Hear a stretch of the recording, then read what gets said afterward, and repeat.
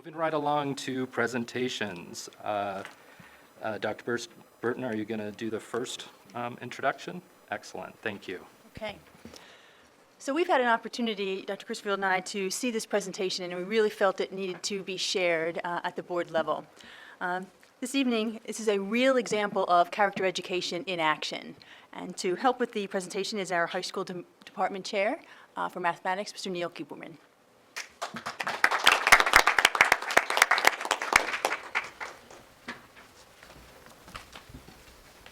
Good evening, Dr. Crisfield, Dr. Burton, members of the board, members of the public. I apologize for reading this narrative to you, but I know you have a lot to do this evening, and I thought it would be more efficient.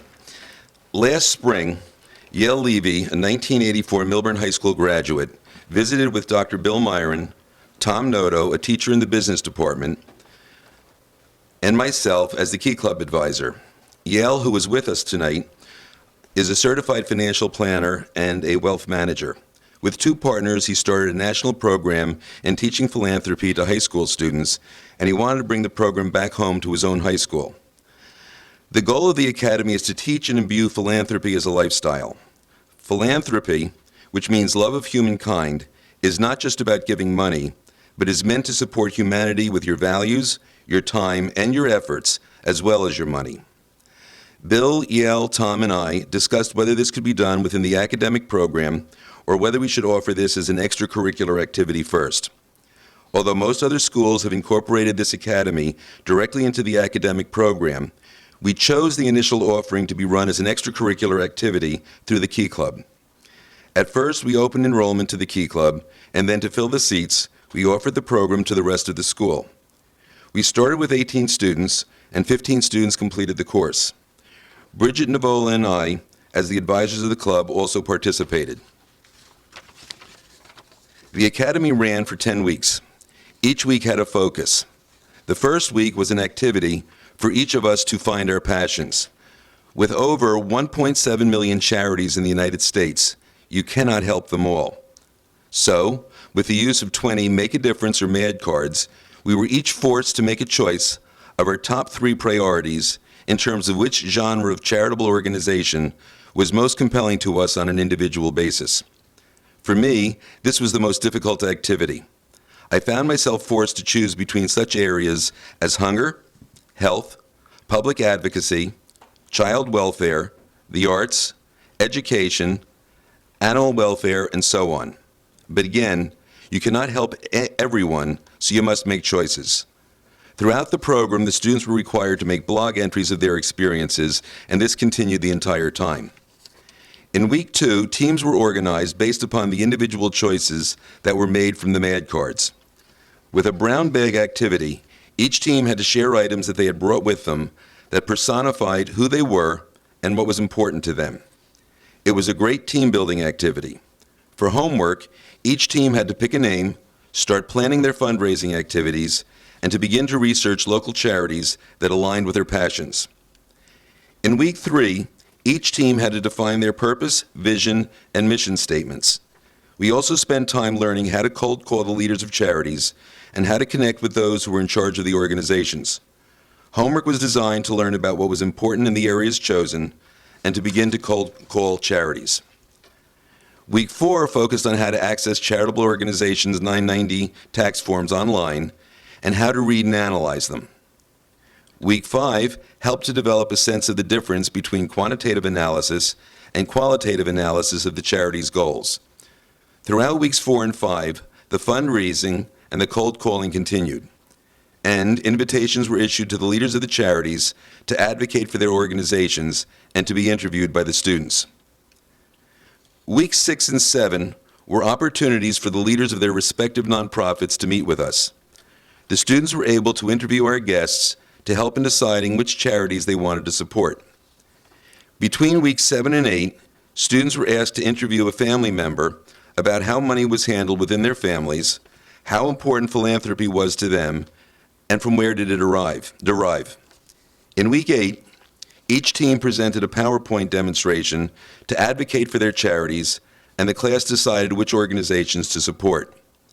Normally, week 9 would have been a field trip to visit the charities and deliver the checks.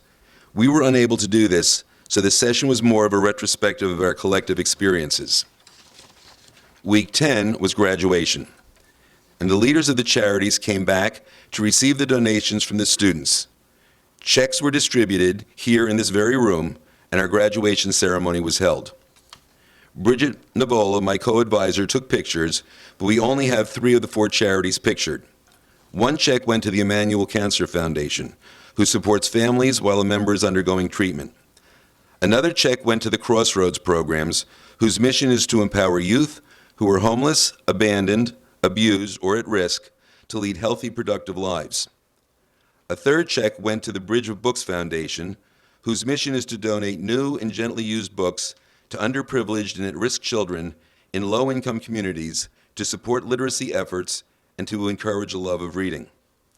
The last check went to the Valerie Fund, a local organization that provides health care, including medical treatment, counseling, and child development activities for children with cancer and blood disorders. A survey was administered both at the beginning of the program and at the end to determine student changes in attitude. Here were the results. I really enjoy doing things for others, up 4.5%. I really enjoy when others do things for me, interestingly, down 7%. I have a positive outlook on life, 2.5% increase. There's help available if I need it, 13% increase. I think most people can be trusted, 4.5% increase. I'd like to volunteer my time to help others, 3.5%. I would like to be able to financially support others. That was down 5.5%. Interesting. I work well in groups, down 2.5%, which was an interesting thing considering we had some interesting issues, but worked through them fairly well. I know what to look for in an investment. That was up almost 53%. I know how to read and understand a tax return. That was up over 181%. I know how the U.S. tax code works, up 188%. Well, it was introductory. If I could make a change in the world, I know exactly what I would do, up 35%. I understand how and why charities exist, almost 23%. I am likely to donate my time and money now and in the future, up 7%. The average change for all these categories was an increase of 18%. As you know, a financial growth rate of 8% a year is considered to be a terrific annual return. The 18% overall change from this program was in just 10 weeks. I would now like 4 of our participants to briefly share their experience with you. When you come up here, please tell us your name, your team, and your mission. Alina?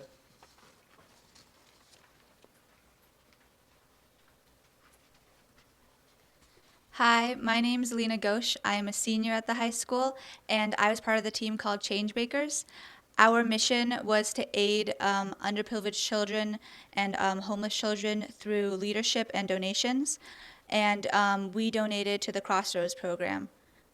And I was originally so attracted to this program because of its uniqueness. Like, there's no other program, like service-related, where you go through step-by-step how philanthropy works, and you become ingrained in the process. You get to meet the leaders of the charities that you're donating to, rather than just doing the service and donating. And I thought that was really different, and that's why it helped create that percentage of change. Thank you, Alina. Brent Mandel?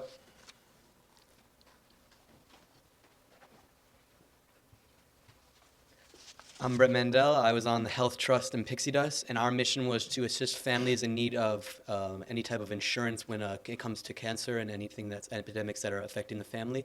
I took this program kind of thinking that it would be like a masterpiece to put on a college resume, but I learned that it was really an individual journey.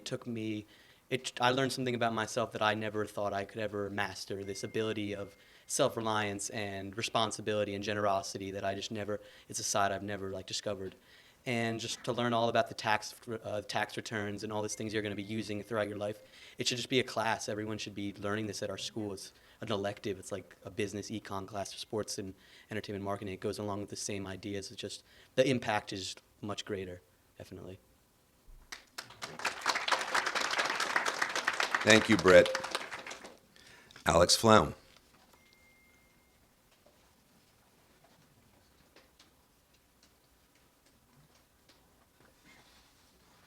Hello, I'm Alex Falam. I'm a sophomore at the high school, and my team was the Global Givers, and our mission was to help create a better environment for children to grow and develop in, and my group ended up donating the vast majority of our money to the Bridge of Books Foundation. And really, I decided to do the course ultimately for two reasons. First thing Brett mentioned is, at first, it seems like this very, attractive thing to put on a college resume, which to some degree it is, but you end up finding out a lot about your own personal values and what you maybe value over other things and things like that. And charity has always been a large part of my family. My parents, donate money a lot, are very active in various organizations, and to find out a lot more about, what they do with their time and find out more about how I can help to continue this thing that they enjoy doing so much and, in as positive a way as I can was a very rewarding experience.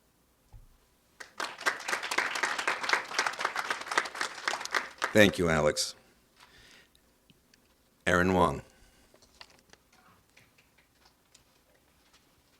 think the podium might be a little too high.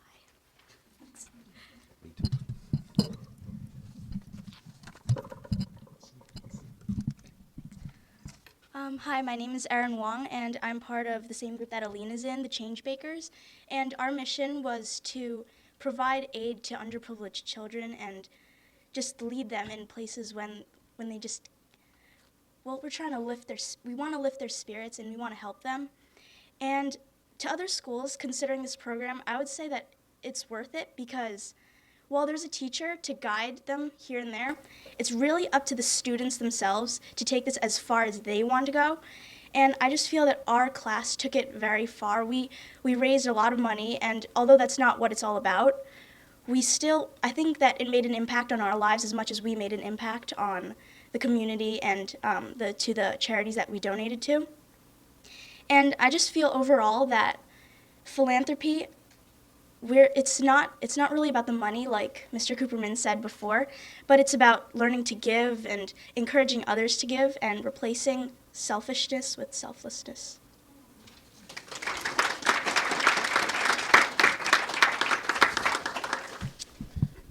Thank you, Aaron.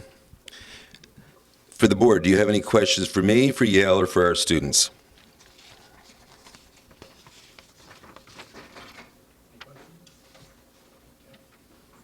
Okay. I've included a copy of this presentation, the sample student blogs. Thank you for giving us this opportunity to share our story with you this evening. Thank you very much.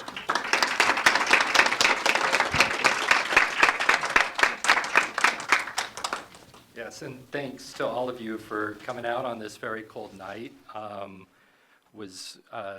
Cooperman shared some of the program with me, just a few weeks back, and we're very impressed with all that you've done, and it's great to hear about so much that you've learned. So thank you again for taking the time and sharing with us. Appreciate it.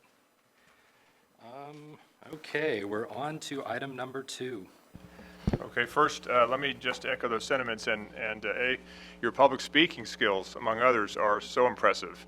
In addition to your state of mind and also your interest in helping others, it's very much appreciated. And in recognition of that, we are letting you all go free now.